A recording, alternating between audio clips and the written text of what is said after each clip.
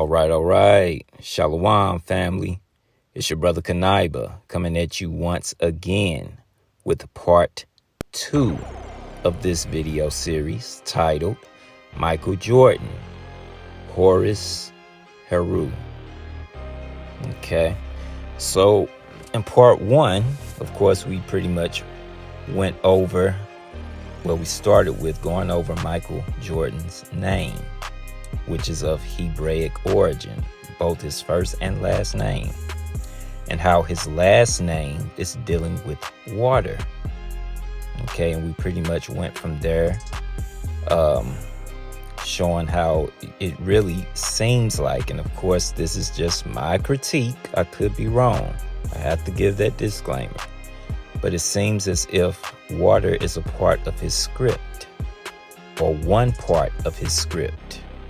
Okay, as a trigger. I've said that a lot in part 1. Okay, so here in part 2, I think that's what I actually want to start with. Okay, I said I was going to explain what do I mean by these different types of terms, such as a trigger. Okay, so this is how we're going to start part 2. Okay, we're going to go over the definition of a few words, and then we're going to go from there and proceed on with our breakdown or evaluation or critique of Michael Jordan from a spiritual vantage point. Okay, and like I always say, it is simply my critique. I could be wrong, but this is the way I see it. Okay, so without further ado, let's get part 2 started. Okay, so starting off, we're going to look at the definition of 3 different terms. Okay, and those terms, of course, is handler, assets, and keys. Okay, let's start with the word handler. Okay, it's all going to make sense in a minute here. Okay, it says handler. This term is common in intelligence and espionage to refer to the person who manages or directs an agent or informant. Now watch this in the context of MK Ultra conspiracy theories. Of course, they want to call it a conspiracy theory, but it's not. It says a handler is often depicted as a figure who controls a mind-controlled individual, often through trauma-based programming. Allow me to repeat that part. An individual, in fact, it says a handler is often depicted as a figure who controls a mind-controlled individual, often through trauma-based programming. Now, what would be, if this is true, of course it's just my critique, but if this is true, and I'm gonna give my critique of who I believe some of Michael Jordan's handlers are. But if he does have handlers, and he is a mind control, an MK Ultra mind controlled asset, what would be the trauma-based programming that he went through? Well, we read about it in part 1.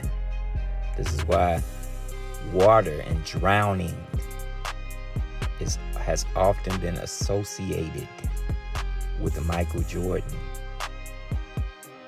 There's your trauma-based programming. And of course, this is just my critique. I could be wrong.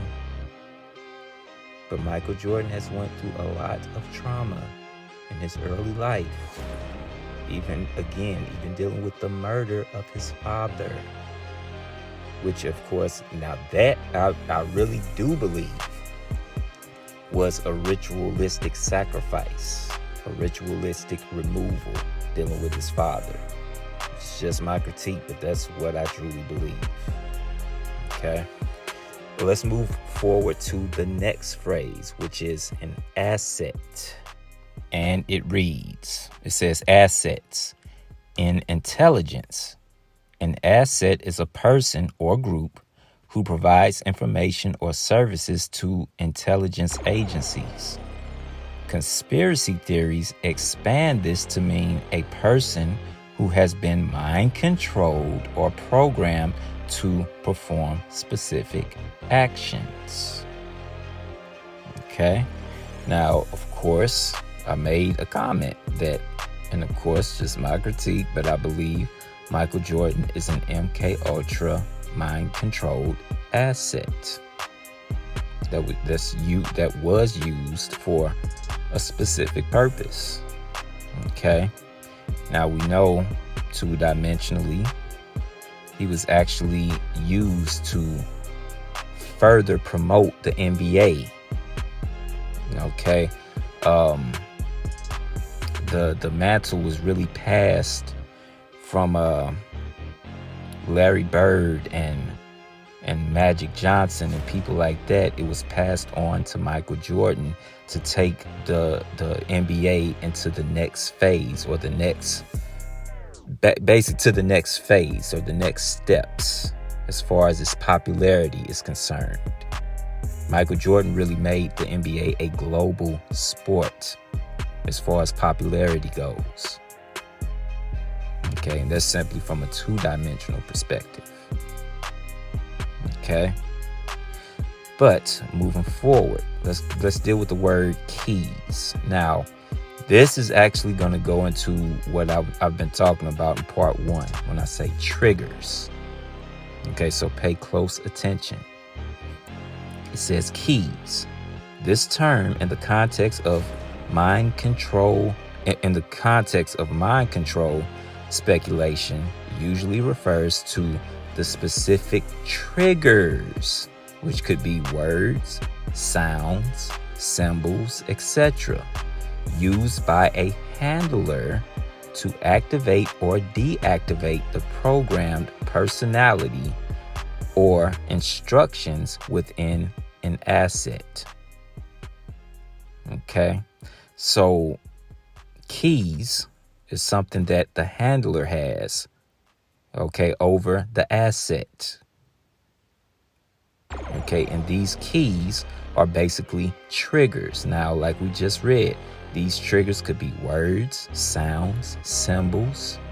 And this is why I said I believe water in particular is a trigger for Michael Jordan. Because just look at all of these the drownings. It's just too much of a coincidence for me. Okay, I personally just can't overlook that. Okay, so now that we have an idea of what I mean when I use these particular phrases, such as triggers or somebody's under the programming and things of that nature, let's move forward to who I believe is who was one of Michael Jordan's handlers, which was his father, Mr. James Jordan Sr. Okay, so moving on to the next slide, and it reads, it says James Jordan Sr. Okay, so to the left, this is actually the late father of Michael Jordan. Okay, the father of Michael Jordan, whom I believe plays an integral role in his script. Now, why do I say that?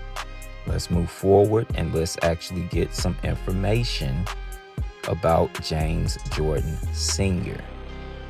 All right, let's take a look. So here's some information about James Jordan Sr. and it reads, it says Jordan was born on July 31st, 1936 in Wallace, North Carolina. It says while attending Charity High School, he met Dolores Peoples, born September 1941. The two began dating and remained together for the next 3 years. Upon graduation, Jordan joined the Air Force and was stationed in San Antonio, Texas. Allow me to repeat that part. Upon graduation, Jordan joined the Air Force and was stationed in San Antonio, Texas. Let's pause right there for a minute. Why did I put emphasis on that? Okay. When you do your research and you research about the MK Ultra mind control, that whole program, a lot of it was done in the military. Okay.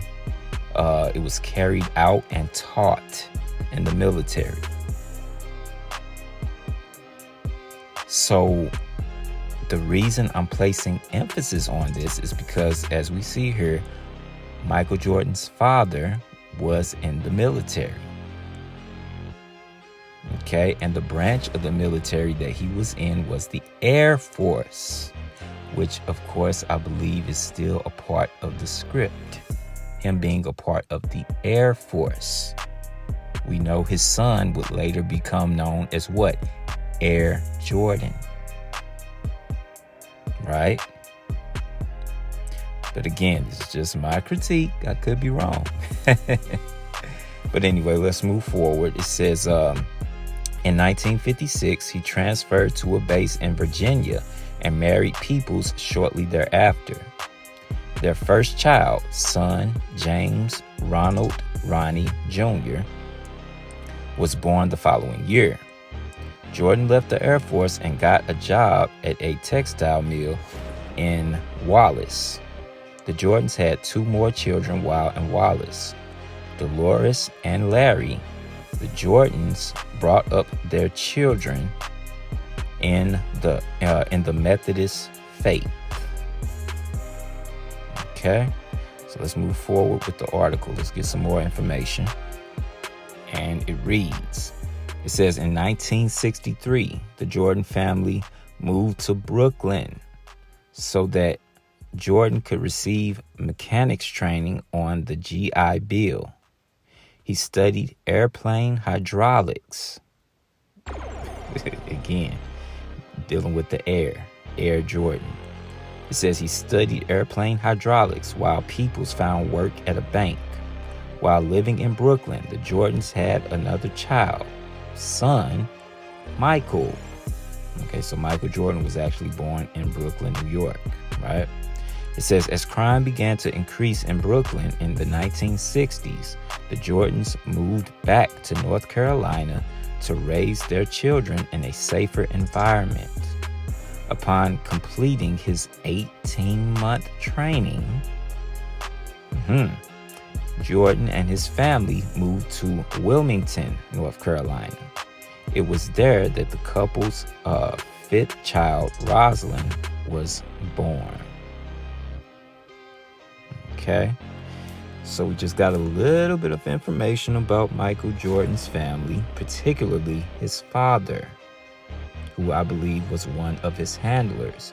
And make no mistake about it, I also believe his mother was also one of his handlers who had his keys, right?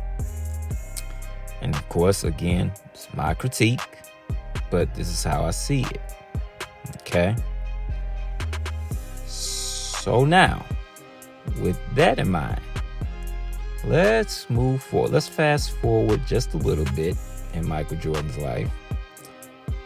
And I want to look at another person, a third person that I actually believe was one of his handlers. Okay, let's look at the next slide. So as we see here, this is a Mr. Dean Smith. Okay, this is Michael Jordan's college coach when he played for the North Carolina Tar Heels. Okay, this is Michael Jordan's college basketball coach, whom I believe was also one of his handlers. Okay, and to further prove that, we are going to look at a very short clip that I got off of YouTube. And I want you to pay very close attention to what Michael Jordan's coach is saying. Okay, let's listen to this. Watch this.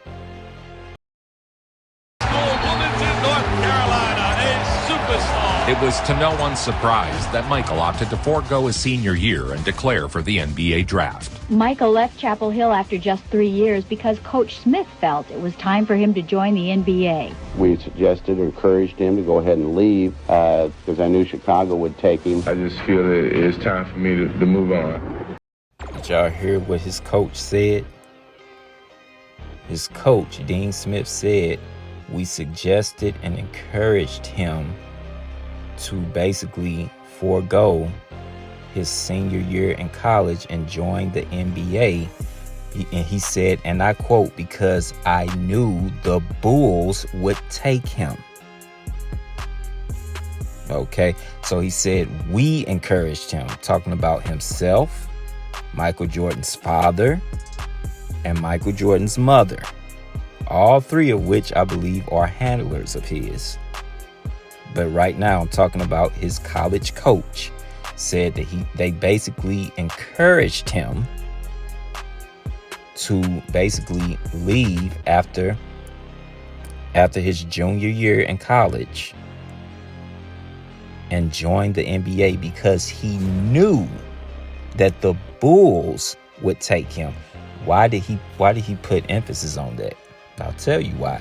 Because he knew what Michael Jordan's script was. He knew that Michael Jordan is supposed to go to the Chicago Bulls according to the script, because of the character that Michael Jordan is supposed to play.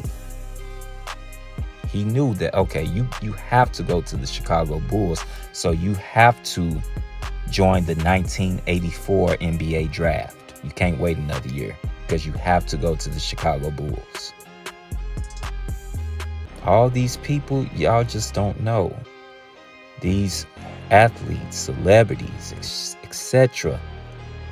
They live scripted lives. Believe it or not.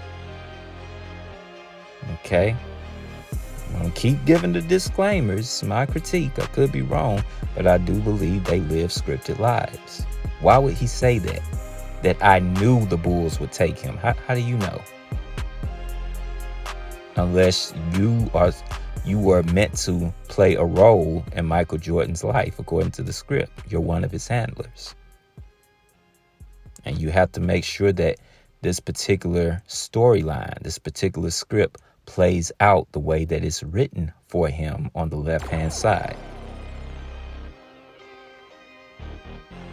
It's very interesting what his college coach said, right? But anyway, let's move forward. So now we fast forwarded to the point where Michael Jordan has now been drafted by the Chicago Bulls, right? Now we're really about to get into the meat and potatoes of this thing. Okay, I told you, just simply be patient with me. I'm just simply laying the foundation. Okay, I'm gonna bring it home for you. Okay? So now we're at the point where Michael Jordan has now been drafted to the Chicago Bulls. Okay? Now, here's the thing with Michael Jordan and his rookie year as a Chicago Bull. Michael Jordan, at this particular time, at the time, I believe he received the biggest endorsement deal or shoe endorsement deal that any athlete has ever gotten. Okay, and this is as a rookie. And that would be his shoe endorsement with Nike. Okay, Nike, in which they wanted to create a shoe for him. This is what's going to give birth to what's known as the Air Jordan. The Air Jordan sneakers, rather. Okay. So now let's focus in on this. This is his rookie year, and we're gonna pay close attention to his brand. Okay, his marketing brand, specifically his shoe, and the symbol of his very first shoe. Okay, let's take a look here. So here's what I believe is a photo shoot that Michael Jordan did. And of course, let's look at it. It's advertising his brand, Air Jordan. Of course, across his shoulder is the Air Jordan 1s, right? The very first ones. Now, on his shirt, you can actually see the symbol, the original symbol for the Air Jordans, right? This was the symbol of the Air Jordans before the Jumpman became the symbol. Okay, that actually comes a little later. Okay, but we're gonna get into that. But look at the symbol. Okay, the symbol is basically of a basketball with wings on either side. That's the symbol. In fact, let's actually look at the shoe and let's zoom in so we can get a better look. Watch this. So as we see here, look at the side of the shoe towards the top, right? You see the symbol, the Air Jordan symbol, of course, like I said, is of a basketball with wings. Now, what this really is, this is subliminal. Okay, this actually goes back to ancient Egypt. What this really is supposed to be a winged sun disk. That's really what that is. The basketball is actually supposed to be the sun with the wings on it. Okay, that's the original symbol. Okay, but they just made the sun into a basketball, which is really what the basketball represents. It represents the sun. Okay, but this is a winged sun disk, which is associated with a particular Egyptian god. You should already know who it is by the title of this video series, but we want to prove what we're saying and why we're saying it. So you'll see that your brother Kaniba is not reaching, even though this is just simply my critique, right? Okay, but let's move forward. Let's get into the information. Okay? So now would you look at this? And it reads, it says the Horus of Bedet. I believe that's how it's pronounced. It says is a falcon god, also known as Horus, the Bedetite, who is symbolized by a winged sun disk. Allow me to repeat that part. Who is symbolized by a winged sun disk. So Horus is symbolized by a winged sun disk. Okay? It says this powerful symbol represents divinity, royalty, and protection for the pharaoh and the land of Egypt. It says often found above temple entrances and on royal architecture. The symbol represents the sun's journey across the sky, and the wings symbolize protection and power. So as we see here, the winged sun disk is a symbol, or Horus is symbolized as a winged sun disk, rather. Okay? This is why the original symbol or logo for the Air Jordans, the Air Jordan 1, is a basketball with wings. Because it's really supposed to be a winged sun disk, because it represents Horus. Okay, which is the role that Michael Jordan is playing. That's the way I see it, simply my critique. But here's some of the information right here. Okay, let's move forward. All right, so let's take a look at the year 1988. Okay, the year of the infamous dunk contest between Michael Jordan and Dominique Wilkins. Okay. Now, Michael Jordan actually competed in a total of 3 dunk contests, 2 of which he won. Okay, he competed in 1985, 1987, and 1988. Okay, but the most iconic of the dunk contests that he competed in is the one in the year 1988, where he faced off against Dominique Wilkins, I believe, for the second time. Okay, the first time I want to say was in 1985. Okay, but why do I want to put emphasis on this one, the one in 1988? Well, it's the most iconic one, but this is the dunk contest that actually really solidified something. And it's one dunk in particular that did it. In fact, let's take a look. Look at this still shot. Watch this. This particular moment right here, where Michael Jordan actually took off from the free throw line and actually got a perfect score, all 10s across the board, to actually win this particular dunk contest. This particular moment, he already had the nickname, but this particular moment really did it for him. This is where he really became Air Jordan. In fact, let me not just talk, okay? Let's take a look at something here. Watch this. So here's some information on the Slam Dunk Contest of 1988.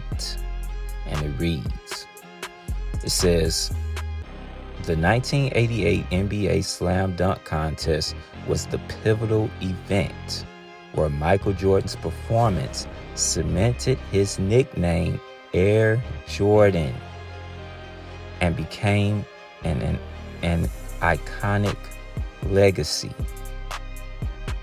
By taking a dunk from the free throw line and scoring a perfect 50, he not only won the contest, but also created one of the most iconic images in sports history, symbolizing his greatness and elevating him to a global icon. This moment is intrinsically linked to his identity and the Air Jordan brand, which was launched with the Air Jordan 3 shoe that he wore during the contest. So like I said, this particular dunk contest, particularly when he took off from the free throw line, is what solidified him or cemented his nickname as Air Jordan. Now, of course, why is that important? Well, if you remember from part 1, when we looked at the chart dealing with the zodiac sign of Aquarius, we know the symbol for Aquarius is water. It's a water symbol. But the element connected to the Aquarius is what? Air. I told you, I bring everything full circle. You just got to be patient with me now. Okay? There's a reason why he has the nickname Air Jordan from a 3-dimensional perspective, and that's it. Okay? Now, there's even a reason why it had to be Dominique Wilkins that he beat in the 1988 dunk contest to solidify that nickname. It had to be Dominique Wilkins because he played for the Atlanta Hawks. Why is that important? That it had to be against Dominique Wilkins, who played for the Atlanta Hawks. Let's look at the next slide and get the answer. So here's the next slide, and it reads, yes, the ancient Egyptian god Horus was often depicted with a falcon or hawk head. Allow me to repeat that part. Yes, the ancient Egyptian god Horus was most often depicted with a falcon or hawk head. Okay, now we should understand why. It had to be Dominique Wilkins who played for the Atlanta Hawks, of which Michael Jordan defeated in the 1988 dunk contest. Because again, Michael Jordan is playing the role of Horus or Heru. It's all a part of the script. Okay, and of course, this is just my critique. I could be wrong, but this is how I see it. Okay, let's continue with the information here. It says, though he was also sometimes shown as a falcon or a man. It says he was the god of kingship, the sky, and protection. You see that it says Horus is the god of the sky. Hence, you have the nickname Air Jordan, still dealing with the sky. Okay.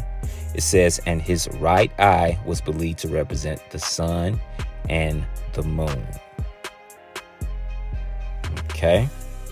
So now that we have that information, some of you may say, well, I didn't know that the hawk was associated with Horus. I always thought it was just the falcon.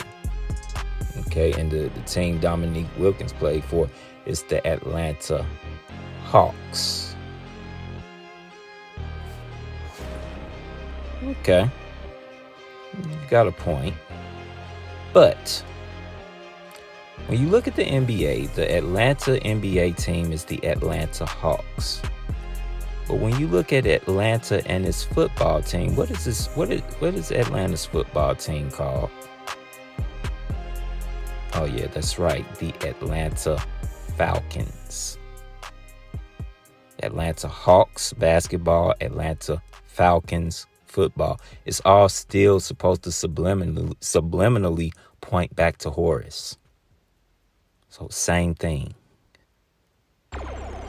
Okay? And now, if that wasn't enough, now I don't know if this was the particular logo at the time of the of this particular dunk contest, but at some point in the very near future, this was the symbol of the Atlanta Hawks. And if you look at it, what is that really supposed to be? It's still supposed to symbolize a winged sun disk. You see that, right? Is your brother Kaniba reaching? I don't think so.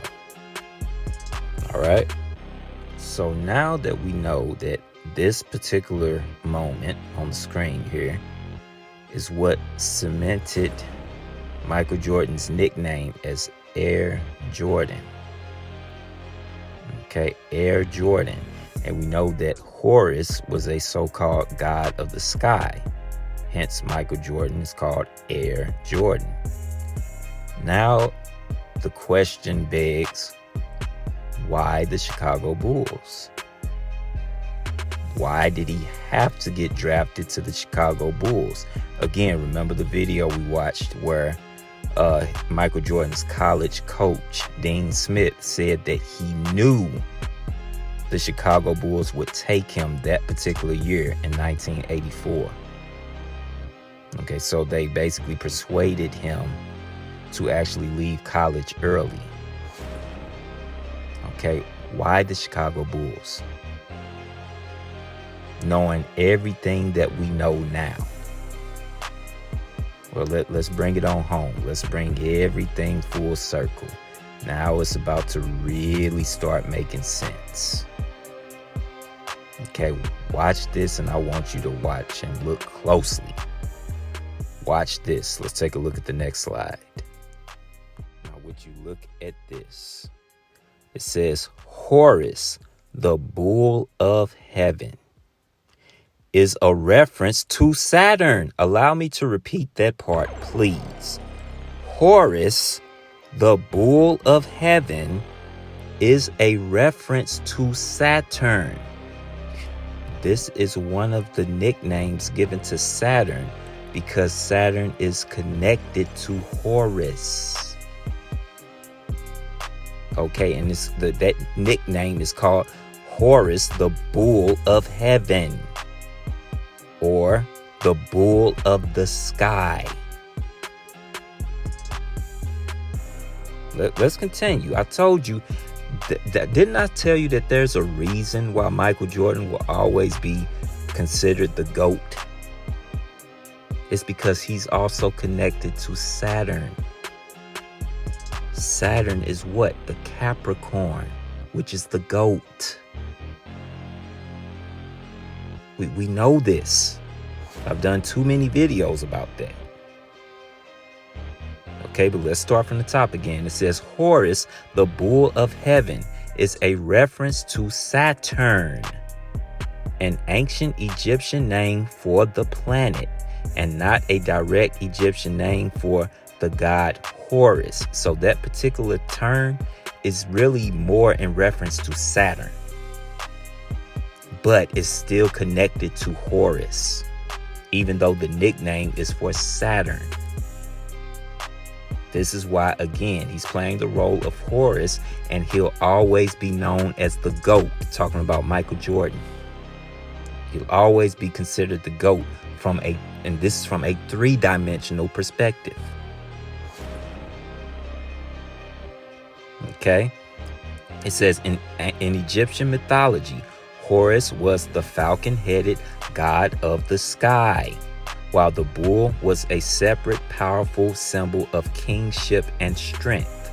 The name Horus, bull of the sky, please bear that in mind. We're going to bring that on home. The name Horus, bull of the sky, was used for the planet Saturn, which was associated with the god Horus. Do I really need to say anything else? Okay.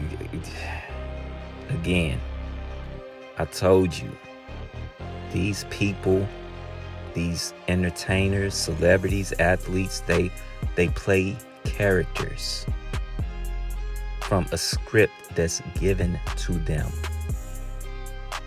Okay, often the characters that they play, they actually play out the role of ancient pagan gods of old. Again, two of the roles that Michael Jordan plays is that of Horus / Heru and Saturn, aka the GOAT, the Capricorn, Pan. Okay, let's move forward with the information though. Let's take a look. All right, so the first point says Horus, the Egyptian sky god, son of Isis and Osiris, who represented kingship, order, and justice. He was often depicted as a man with a falcon's head. We already went over that, right? Next point, it says bull, a symbol of divine strength and kingship in ancient Egypt. Often linked with the pharaoh. Now here's the last point, and what I want to put the most focus is on in this slide. It says Saturn was given the name Horus, bull of the sky, by the ancient Egyptians. Allow me to repeat that part. Saturn was given the name Horus, bull of the sky, by the ancient Egyptians. Okay, now this was given to Saturn, that nickname. Now, remember in part 1, when we looked at the chart dealing with the zodiac sign of the Aquarius, which is a water symbol, right? Remember, the element was air. The element that represented the Aquarius was air, right? But do you remember what planet ruled the Aquarius? Remember, it was Saturn. Now, we brought this up because, again, Michael Jordan is an Aquarius. He was born February 17th, remember? You see, I told you, all you got to do is just simply be patient with me. I told you, I bring it back around. I bring it full circle. Just simply be patient with me. Okay? So now that we have that the nickname Horus, Bull of the Sky, was a nickname given to the planet Saturn. Now allow me to pose a question here. We know that when you deal with the NBA, the men's league, the NBA, the name of the Chicago team is the Chicago Bulls, of course.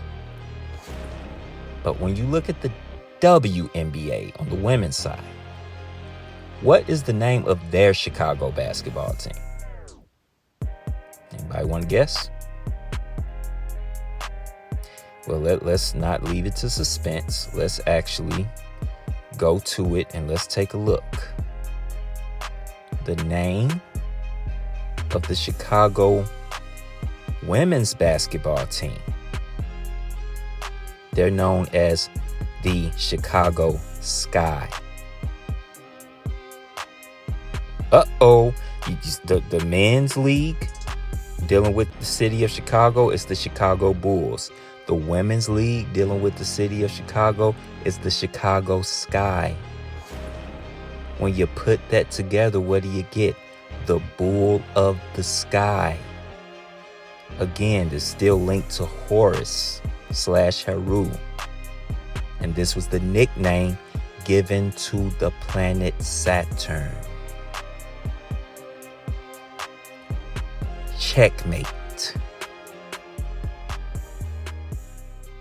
Okay, you can't make this up.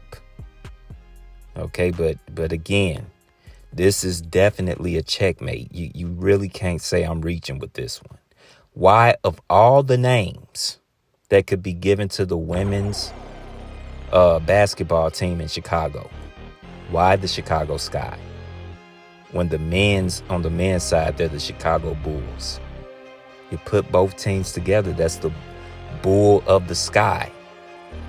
That's the nickname, Horus, Bull of the Sky. That's the nickname that was given to Saturn. Okay, and again, this is the role that Michael Jordan is playing. And this is just my critique, but this is the role that he's playing. He's playing the role of Horus. And he's also playing the role of Saturn, which is why he will always be considered the GOAT, bar none. Okay, because three-dimensionally, that title cannot be taken from him. Okay? But anyway, I believe this is a good spot to end part 2. And of course, the name of this video series is Michael Jordan, Horus, Heru. Okay, so we went over a lot in part 2 here. I told you I was going to bring everything full circle. I told you. But guess what? We still, out of everything we've went through or went over in part 1 and part 2, we're still really only scratching the surface. We still got a lot more information to go over. Okay? I'm not really sure how many parts this is going to be.